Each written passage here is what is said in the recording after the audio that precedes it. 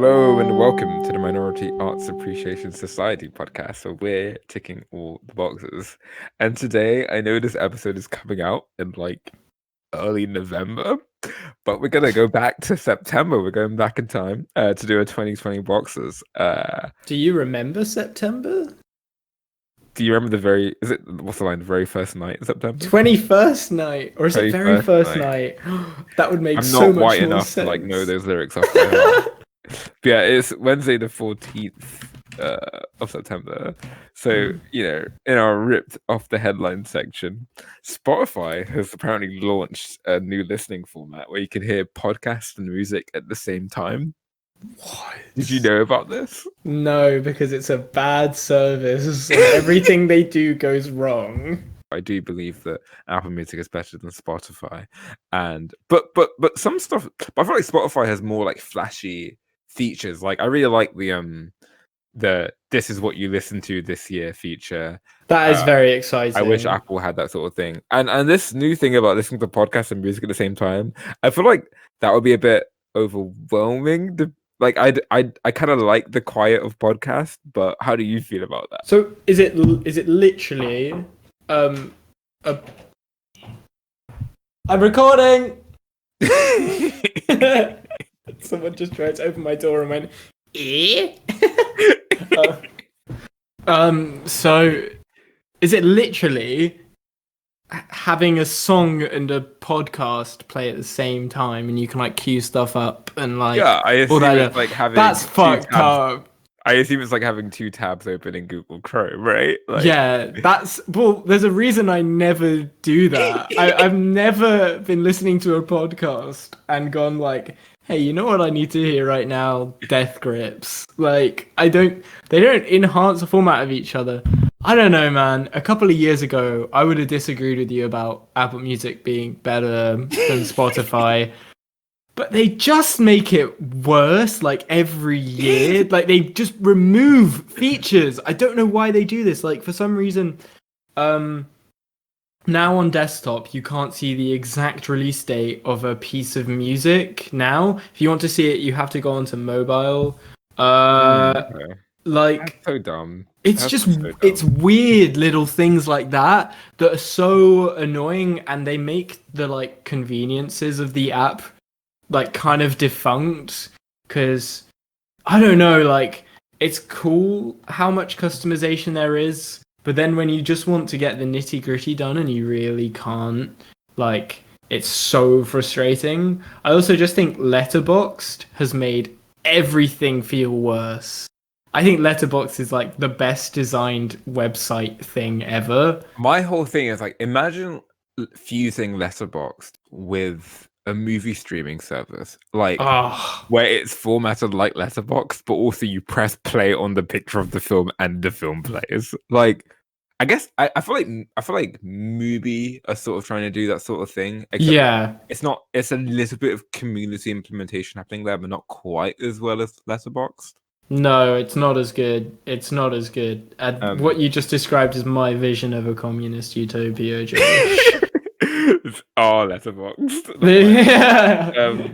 And I guess number one trending in music right now, like number one trending on Twitter. I don't know if you saw this, but Ariana Grande hit us with a tweet, all in lowercase. Classic Ariana. Why did she do that? Why is this her identity? I can't wait to give you my album this month. Whoa. And everyone reading that feels like it was very personal. I think the lowercase things to make it more intimate. And the way she says you, she uses like the letter U, right? Oh my God, yeah, I've got the tweet up right now. Everyone who follows her feels like, this is for me. This is my album. Oh, I know we liked her last thing, but there's something about her that's like, stop it. Just stop it. Like, we get it. You're like relatable and small and like, but it does feel very forced. Like, it is definitely an image thing. It's definitely the record company. But I think there are certain celebrities who are just built to be celebrities. And like I think Ariana Grande strikes me as a type where I don't think there's anything she could do all of her own tweets, be as authentic as possible, right? All of her own lyrics. And I think it'd be impossible for it to not feel celebrity forced. Yeah. Not even forced, but just like there's that distance of like she's writing from up there. I see. She's not Bob Dylan, you know, like she's so it's impossible for her to not feel everything she does feels like a flex. I can't explain it. But like even when she like breaks her heart and like loses an engagement, it feels like a weird flex. I don't know why. Like she just has so much finesse. So like God, that's fucking true. The lowercase tweets just feels like more of that like sleek kind of like understated, kind of like lackadaisical, too cool. Like I don't know. It doesn't help that it has like 500,000 likes. It kind of really makes it play into that image of like we have like timed it perfectly. I bet there probably is an algorithm that is like this is the absolute best time of day. Precisely on 5 p.m. in the UK. So there must have been that precise time waiting for that to hit. I don't know what it's like. The thing is, I do assume, like, from watching shit like BoJack, I do assume she has like a PR team who tweets for her, right? Like, absolutely, they all do. So, but hey, I'm looking forward to the album. We're probably not going to discuss it, but she is. I'll listen to it. Yeah. She's an artist that I like actively look forward to whenever she puts out an album. They're always good, and like, it's not like it's one of the few like mainstream actual radio pop artists who is actually good, like, and is actually radio pop, not like crossover indie.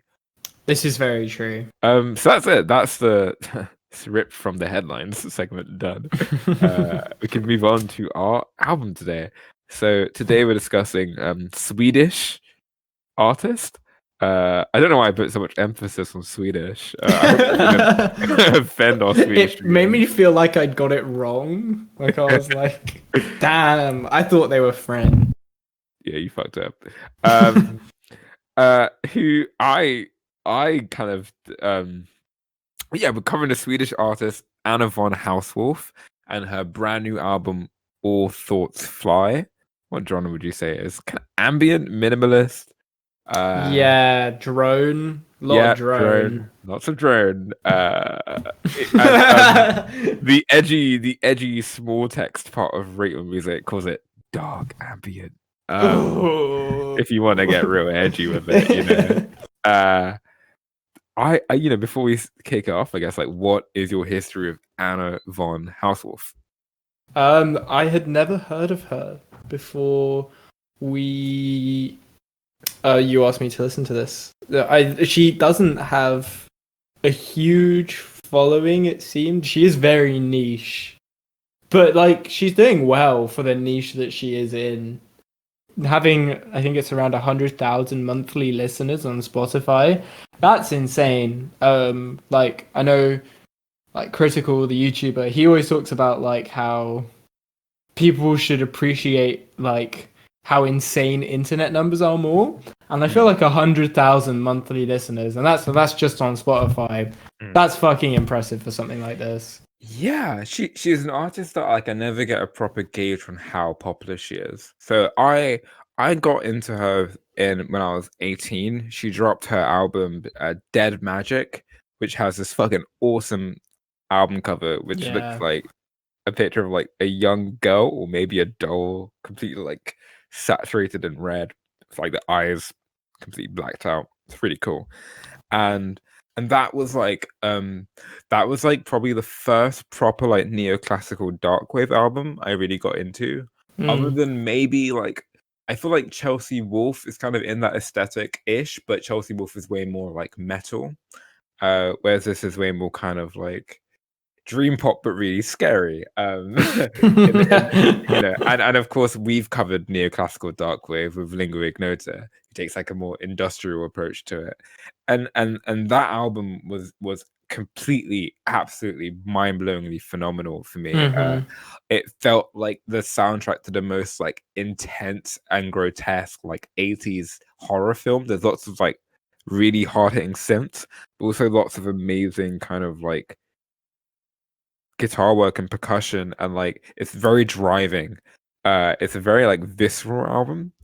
So when when I saw she had a new album, I was basically expecting more of that, and I'm like, yeah, I'm gonna get Matty into Anna von Hausswolff, and we're gonna talk about like crushing, punishing instrumentation, and there's haunting. She has this haunting like gothic vocals in that album that she's just like howling the whole time, and I'm like, I'm so fucking stoked for this new album. And a title, All Thoughts Fly. I mean, what an amazing title. It's an amazing title. So imagine my surprise when I put this album on and I'm greeted with just like minimal sadness, ambient, like meandering droning for pretty much 40 minutes. And I'm like, what the fuck? I have been bamboozled. I've been tricked. And I will admit, when I sat down to kind of write my notes for the album, I was at a point with the album where I had been, honestly, and I feel bad saying this because I realize the only people listening to this episode, other than the handful of regular listeners we have, will be like people who really like Anna von Hausswolff and actively have searched out kind of internet discussion of her, right? Yeah. And it sucks because I'm one of you guys. I promise I'm one of you guys. I really love Anna von Hausswolff. I was super hyped for this album, but I was a Dead Magic fan, and sitting down to listen to it again to write notes, I was just like, God, I really think this album's boring, and I'm really disappointed by it. And I felt really bad, and I felt dumb, to be honest with you. But then I saw a great Rate Your Music like review that was quite snarky by someone called Space Ponyo. Not a snarky Rate Your Music review. No, this is big brain music, but not as good as small brain music, and it's just. This is a good example where I do think this is quite challenging, and there are 3 tracks on this that I do really love, but it being experimental or challenging or different or artsy or classical does not inherently make it more valuable to me. And I do think a lot of this album, I was really shocked by how, in my opinion, safe and bland and drab a lot of the production and songwriting was here. And to be completely honest with you, as someone who adored Dead Magic, I was like really let down by this. What did you think about this album? It's all kind of introduction to Anna von Hausswolff, coming into this with no preconceptions of what her music should sound like. Yeah. So I guess I do want to respond, just like not in terms of my opinion, but I really want to respond to what you said, because I think there is something so hard about that experience, especially with an artist that you know and love, and when they transition into something new that perhaps is more heady, unlike the new Car Seat Headrest album where you just listen to it and it's just like, this is just trash. like it's more complex, like you're caught between like your own sense of affection for the artist, but also just like, I think when I dislike something, it's a genuinely quite almost bitter feeling, especially when I have to listen to it for the podcast. So like, I feel your pain of like coming at it as a Anna von Hausswolff fan, and like, and becoming the pariah of the community, perhaps. However, I as I was listening to this, I did wonder what you thought I might think of this album. I think you might think I wouldn't be into it. However, as I listened to it, I became incredibly curious because there is so little going on at lots of different points in the album. For most of the album, and I don't mean that as a criticism. This is to me, as soon as I put this on, I entered ambient music brain mode, and I do experience that very differently to how I experience the rest of music. It's the track listing and the artwork of the album seem to be begging me to look into what this was all about, because I think if you have gone this sparse and like droning, then there is, I don't mean this in terms of like, oh, it's artsy, there must be something more going on, but the the album artwork is so mysterious. It's like that photo seems straight out of a horror film scene where you're sort of approaching these steps and you see her standing in that cavern and she turns around and walks away, almost beckoning you to follow her. So looking into some of the I guess sources behind the track titles, it's this album sort of about this garden in Italy called I had it written down. The garden is called Sacro Bosco, which means the sacred garden, and it's this place that this grief-stricken Duke of Italy or Rome built after the death of his wife, and his surname was Orsini, hence the track named Dolor di Orsini, a pain of Orsini, the man himself. And then this statue, Persephone, the name of the track, Persephone. In the garden, there is a statue to Proserpina, who is the Roman equivalent of Persephone. And All Thoughts Fly is a translation of the inscription on the inside of that mouth you see in this album artwork.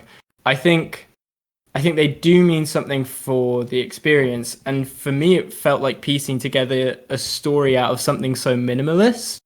And once I did that, this album kind of transformed into this pretty beautiful piece of pain for me. The story of this man losing his wife, and you can hear it in the music. In Dolor di Orsini, there's these synth strings that come in towards the second half of the track, and they sound like the wailing of a grief-despaired person. It is absolutely chilling and powerfully emotional for a song that I think has about 2 musical elements going for it. Yeah, that was why I've come to quite love this. Yeah, I really like the track Dolor di Orsini, and I'll get to that in my favorite tracks discussion. I admit I didn't know all of that kind of contextual backdrop for this album. I think that is interesting. I'd hope it would. If I do return this album, I'd hope it would enhance my experience. But as fascinating as that is, I can't say that I found this album as compelling as what you just described. There was another review on Rate Your Music from one of my friends, Cosmia Grammar, who isn't a real friend, it's just someone I stalk online. Who said, "This is the soundtrack to feeling in your bones that something terrible is coming and knowing that on some level you deserve it." And they equate this feeling to kind of a Catholicism, but which to me kind of links to me with this narrative of Orsini and this kind of dread of losing someone close to you.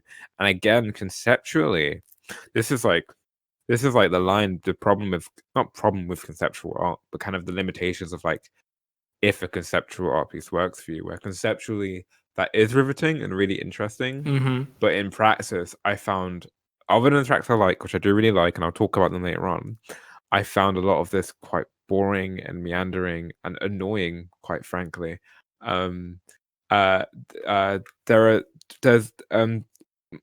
Personally, my biggest gripe with this album is I think just reusing the same song structure too much in a way that really created a sense of monotony that I did not find was inspired. Here it is. I think like Persephone, the track, has like the exact same build up as the beginning of Dolor di Orsini, but not the interesting explosion part of Dolor di Orsini. So I just reusing that same dull, tedious build up just really did nothing for me. And it happens like throughout this album. It just rises and falls of waiting for the interesting bits to come back and then going back into meandering dull ambient bits. And I think about like the second half of David Bowie's Heroes, for example, where there are tracks like Moss Garden, where there's really like nothing happening in that track other than the simple repetition that's going on. But it is so like enrapturing, and you get lost in that, and that really feels so vivid and imaginative. And there are moments in that which inspire that for me, that feeling. But a lot of it was just frustrating for me, to be honest with you. I don't even think sonically it was as ambitious as I would have hoped. Like a lot of this, I feel like has been done before. by ambient artists, or in ways that were more interesting or compelling, like like people like Brian Eno. And there were even parts of this that reminded me, like the final track, honestly reminded me of like the slower ambient moments of an M83, who the electronic artist who is fine, I guess, but I don't know. I just expect Anna von Hausswolff to like aim higher than that, and I don't know why it just didn't click for me. I don't know. It just didn't do anything for me emotionally, and I'm upset about that. And I've seen people talking about this album's use of the pipe organ. So I guess this is Swedish pipe organ core for you organ heads. And yeah, I can hear the pipe organ, but I just don't. It's like there are so many people telling me this is good from different angles, and I just can't feel it. And that's really frustrating. I feel like I'm locked out of the album in a way.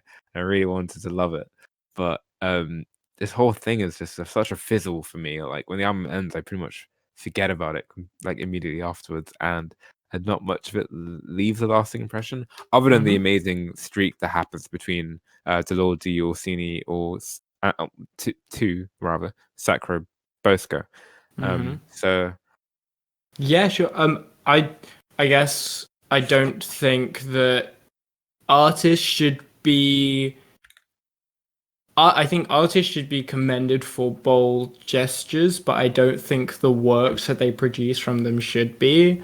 So I actually, before I sort of fell in love with this album the way I did, I sort of found the narrowness of the pipe organ actually quite frustrating, because looking into it and seeing that this entire thing, apparently, I'm not 100% sure about that, but I guess that's what people say, that this entire thing is recorded entirely on a pipe organ. I felt like she could have done more. I think it works for me just because of thematic resemblance. But yeah, I wouldn't want that to be a reason why I liked this album, simply because of that. And just on song structure, I think I can definitely see your complaints with Delordi Assini and Persephone. We'll get onto least favorite and favorite tracks in a minute. And I did have that problem at first, but I find in meaning, or at least the meaning that I found in those songs, with Delordi Orsini, again, I mentioned before, it does feel like in the second half, this explosion of pain. And I think that's I don't know, that it's such a wonderful piece of songwriting in that song that I love so much. And with Persephone, there's this sense of like cyclicism, almost in, I guess, in the way that Persephone's religious iconography is meant. It's the same structure as Delordi Orsini, but in the second half, it's simply just another melody joining this sort of plodding one grief-stricken melody that we've heard for the first few minutes of the track. But it's the exact same melody, just in a higher octave. In a higher key rather. I can see that it's like recalling a theme, and like these are characters who have like musical stingers that remind you of them. They have their own themes. I just don't think the theme is very good. Sort of fun to nice listen to. And I'm sorry to interrupt you, but I just want to acknowledge I do agree with what you're saying about how cohesive and tight this album is in the senses you're describing. I do agree with that. It's just not resonant with me. No, I can understand that. I just think that it is so well put together in that regard. I think she knows exactly how to turn these quite grand concepts into very simple but affecting music, and for me that was quite powerful. I think it is unique as an experience as well. I wouldn't say it's uninspired, but yeah, I'd say that's most of my thoughts on that's most of my thoughts on the overall album. All right, well, let's move on to favorite and least favorite tracks. So I'll start, because I would like to end this on a high note, because I do feel bad for being the naysayer of this album. So my favorite tracks, I'll just go through them in order. So my hands down, my favorite portion of the album was track 2 and 3, the Lord Diocini into Sacro Bosco. I'm sorry for butchering these pronunciations. I really, really, really, really, really, really, really, really like this portion of the album. If this was like an EP of just those 2 songs, I would have really dug this. With the Lord Diocini, like, I think the gradual build-up of long, droning, continued notes was really satisfying here. And at around the 2-minute and 40-second mark, when it really erupts in that high-pitched, I know it's meant to be all organ, but to me it sounds like a bagpipe-like sound. Yes, exactly. And screeching. I really dug that. And yeah, it sounds very sorrowful. And grand in scope, and I actually thought it sounded like something you'd hear in like the new God of War game or something. Recording that theme of like a man who's in deep pain and like has lost someone. I guess that came through, even though I didn't know the lore of the album. But yeah, really cool track. And then Sacro Bosco, another track I liked quite a bit. It really sounds like the score of a horror film, like a really good artsy horror film.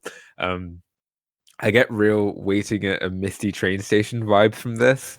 I know the album's meant to be set in a garden, but this track really put me in a train station. The wind, it's kind of, I know it's meant to be all organ, but these sound like wind instruments coming in, kind of droning throughout, which sound like train sounds, like the conductor whistling, the conductor whistle that blows as they pass by, and the deep rumbling bass sounds like the distant rattling of a giant mechanical vehicle approaching. I think there's a really wonderful atmosphere this track creates. Again, I'm projecting a bit onto the track, but it is a testament to how the song gets my imagination going. It sounds like something you'd hear in the lighthouse or something. Like, it reminds me of how the sound of the lighthouse drones throughout that film, and the sound of the work and the mechanical sounds drone. I really adore, full caps, adore the ethereal, jangly explosion that happens at about the 3-minute mark. It's a perfect example of the album's flexing between tension and release, in a way that is immensely satisfying and rewarding. So yeah, when we get that really bright, shimmering, fluorescent portion as the track goes into its like 4th minute and kind of like leads out, it's really a beauty to behold. So I love that song, and it lives up to its title of The Sacred Wood. There is a real feeling of sacredness to the track. I really love it. And then my last favorite track, which I'm not super hot on, is the epic 12-minute title track, All Thoughts Fly. I dug it a little bit. It starts with quite a pretty fluttering, the instrumental at the opening, which kind of remind me of chimes or something. I thought the intro of this really reminded me of like Steve Reich worship, who in neoclassical artist, so I do enjoy, and I'm a big fan of Sufjan Stevens, who also does lots of Steve Reich worship, but it was fine. It was okay. It was nice. I like the note shift that happens around the 5-minute mark, where it gets a bit more dense. That felt oddly crunchy and substantial, and brought me back into the song, and it made me really attentive of all the new instruments, or at least instrumental ideas being added into the mix. I like that title, All Thoughts Fly. It's a cool title. It's a nice title. It's come to this. It's ominous and dark and synthy at the end, and yeah, I really missed Hausswolff's amazing voice. I think she would have sounded amazing singing over this. I get that that's not what you wanted to do with this album. I respect that. I commend that. I guess this is how people felt when they bought like The Last of Us 2. I guess I just really thought I was getting one thing and I got another thing, and I wasn't ready to open my heart up to that. I apologize for that. It did fuck me up when I looked up Anna von Hausswolff, and it described her as like singing over most of her music. And I genuinely thought I'd found something wrong, because I feel like artists very rarely make the transition to purely instrumental. So I was like, what? So I had a microcosm, I think, of how you felt. Maybe. Anyway, my least favorite track is Persephone. Track 4 and 5 are real low for me in this album, and I've said it before. I didn't like how repetitive the song was. It felt quite bland and dull, And in my opinion, this reminded me of like something you'd hear on like a mawkish trailer for a big budget blockbuster action film that's trying to be inspiring.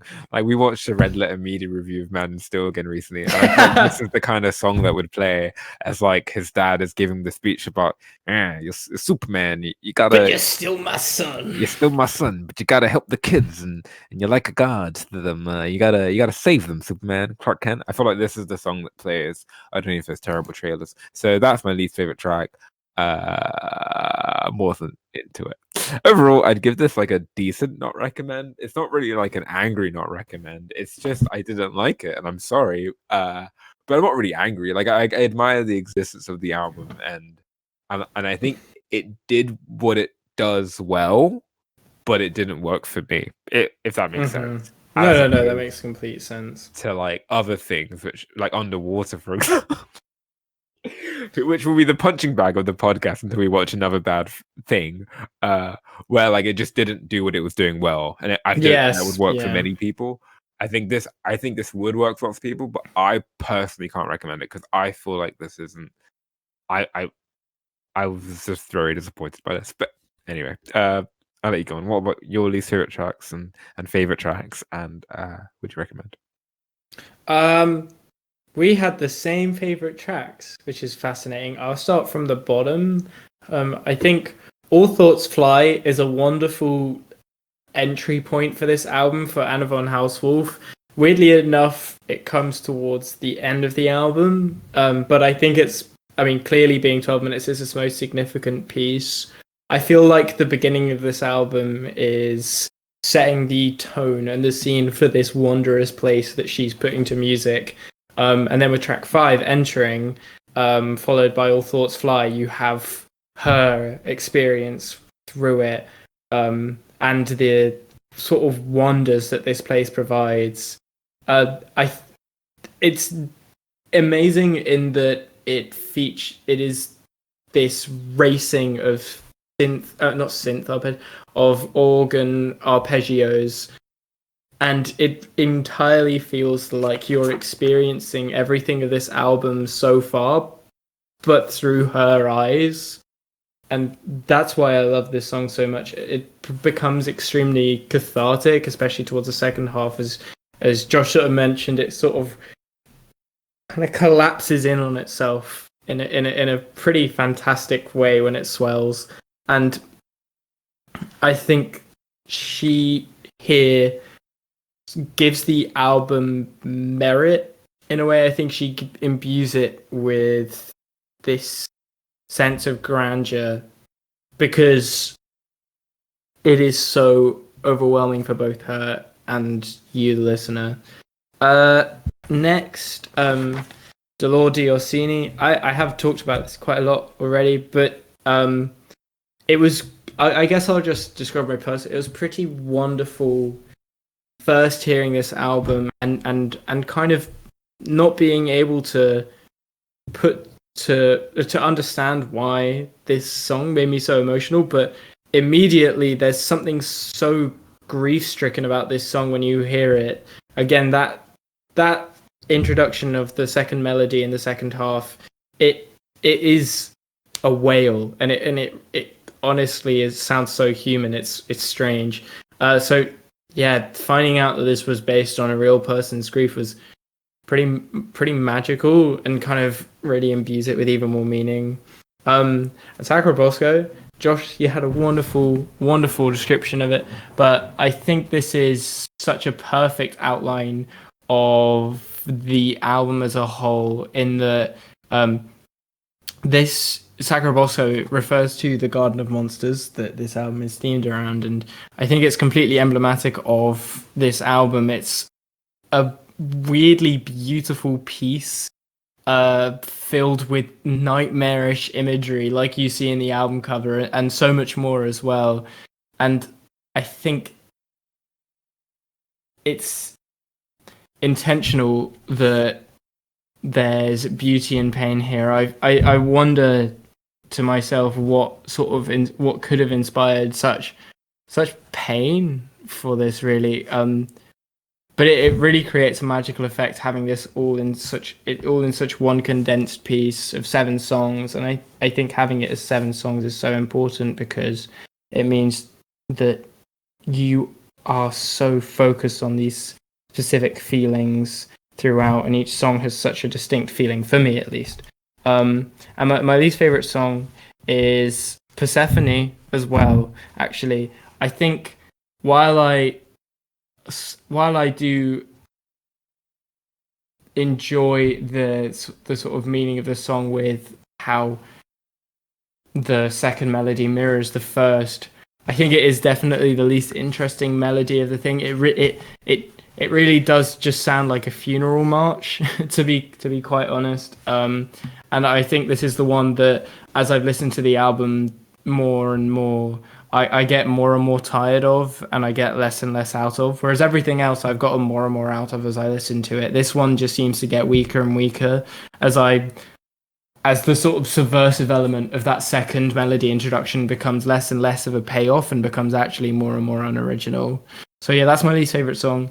I'd give this a decent to strong recommend. I think if you get something out of this, you will get a lot out of it. I think it's a pretty magical experience when you can't quite understand why, as I did, simply because it feels so much more immediate and less kind of rational. I love the fact that I can put a story to this album because of looking into this, but also listening to something and not having to explain why it's making you feel a certain way is, I think, a pleasure that everyone deserves every once in a while. So yeah, I'd give this a decent to strong recommend.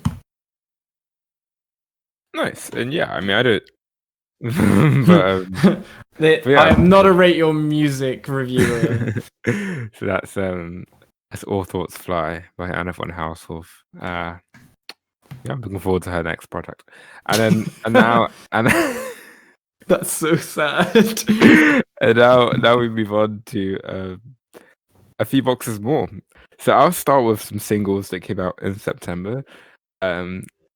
James Blake has been putting out some new singles. It seems like he's building up to a project. The most recent one being a cover of Frank Ocean's Godspeed. And we know that James Blake had a hand in producing and writing, like helping out with Blonde. So I don't know how involved he was in writing the original Godspeed, but I really adored his cover. I think he really made it his own. And it has a very different perspective coming from someone who's like very much in a happy... The song to me always sounded like a farewell to a lover. So hearing it sung from the perspective of someone who is basically becoming a wife guy, like James Blake is for the amazing Jimmy Jamil, who who can blame him? He puts the things he puts emphasis on are much more. It felt much more. While the original Frank track is really uplifting, this felt very calming. Like he repeats some glory, glory, glory towards the outro, and it's. I just found it to be a very soothing, nice single. So I look forward to the next James Blake album. Hopefully, it's better than Assumed Form. Not Red Pilled. I have been a bit Black Pilled and Assumed Form. You've been trans pilled. That's a shout out to a great meme page. Sorry. That's fine. I just don't want to appropriate trans meme culture. Okay, I'm trying not to get cancelled. What if someone listens to this in 2025 and I don't know what the moral standards are in 2025 and I get cancelled? Okay, I'm trying to stay safe.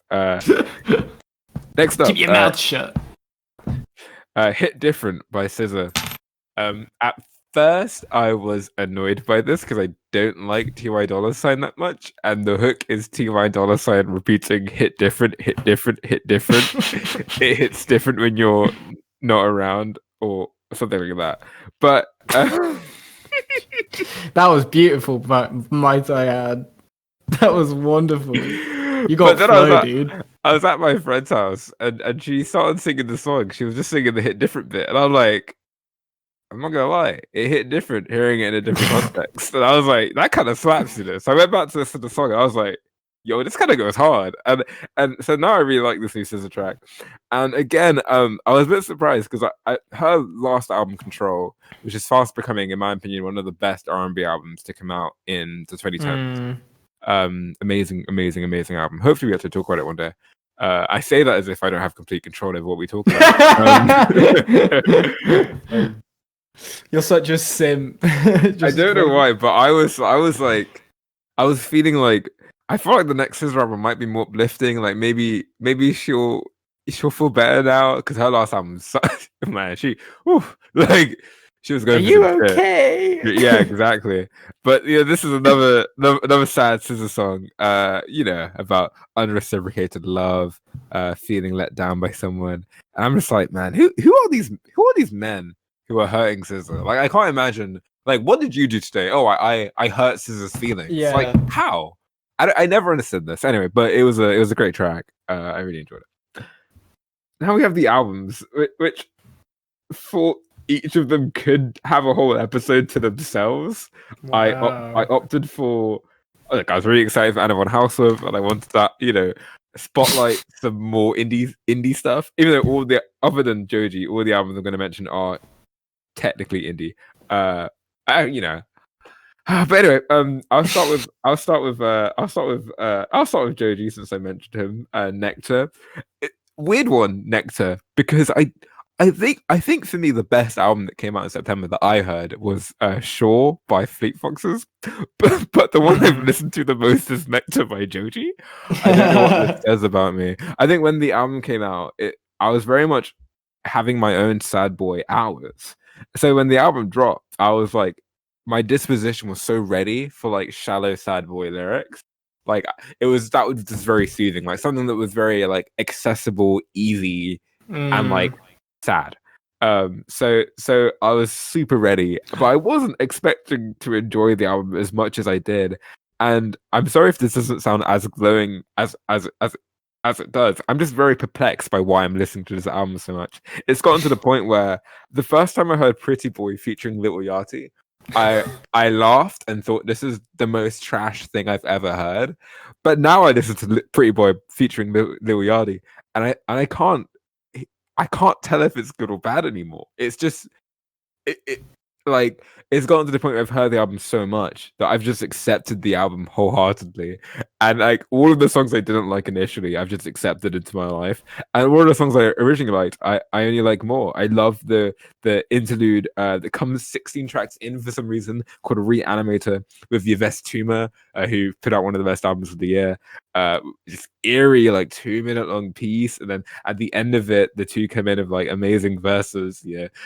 Joji singing about that he feels like a choir singing into an empty world of finer things. There's this real malady and depression to the album of just kind of this emptiness, this listlessness, which on one hand could be argued of Joji being one of the most uncompelling pop singers around today, but on the other hand could be taken as this like really powerful, numbing experience. And I don't know which one it is, and I don't know why I'm enjoying it so much. Do you much. like this guy? I don't know. Like every time I try to describe the album, I think it sounds like the descriptors I use are negative. However, it is a very addicting album for me to listen to. I really enjoy listening to it. So the new Joji album I thought was fantastic. So next up we have Shore by Fleet Foxes, which I thought was phenomenal, completely phenomenal. At first, I wasn't super sure about it. But I wasn't completely sure about it. It's late, I'm sorry.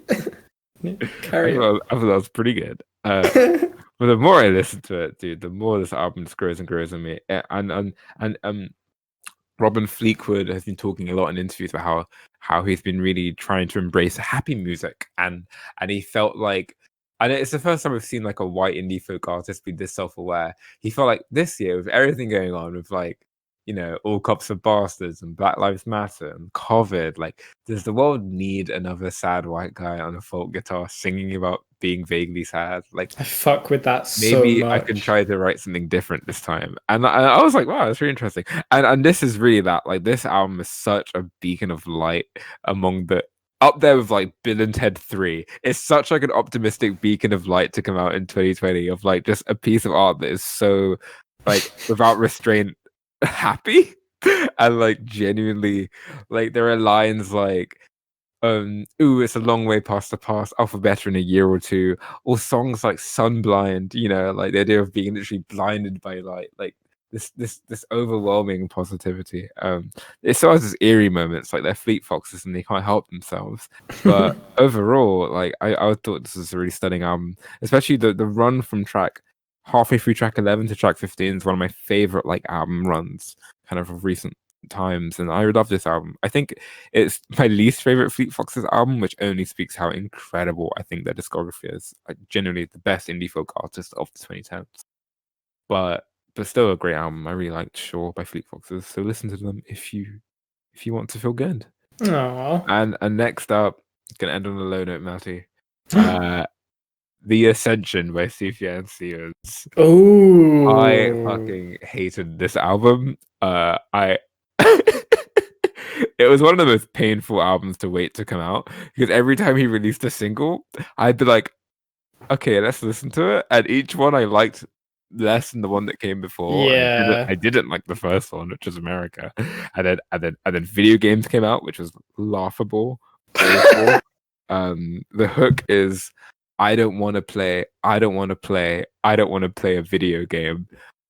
In reference to his lover playing games with him, and it's very clear that Sufjan does not know what video games are, and it was very embarrassing to listen to. And fittingly, I saw like an you know those anime music videos. Oh god, like, one of those, but it was like video game by Sufjan laid over Ready Player One, which is what the song deserves, honestly. That's tapped. Oh my god. There are other songs on the album, Sugar, another lead single, where he sings "Don't Make Me Wait," "Come on, baby, give me some sugar." Again, I don't like this. It makes me uncomfortable, and I hate all of this. There are other songs on the album. I didn't like any of them. There are good moments here and there, but yeah, this album did nothing for me. It's the worst thing Sufjan's ever done. It's unforgivable, and I'm sad. Anyway, that's it. That's a few boxes more. So Joji put out a better album than Sufjan Stevens. That is 2020. Anyway, what film are we discussing next week, Matty?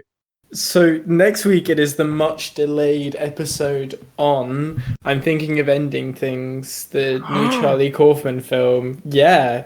I think it's kind of good that we've let the dust settle a bit. Like I was seeing some posts recently, like now that a month and a bit have gone by, we can all kind of conclude, was it genius or was it pretentious garbage? Like, so I'm happy that like some dust has settled and like the hype has kind of faded away, and we kind of like hopefully like gingerly, soberly tackle the film. I think so. I think I'm glad there's been a bit of a break. Yeah. So yeah, that's what we're discussing next time.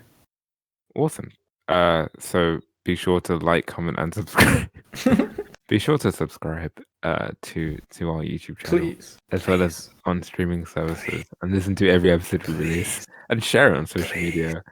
And yeah, goodbye. That was 2020 Box in September. Catch you later.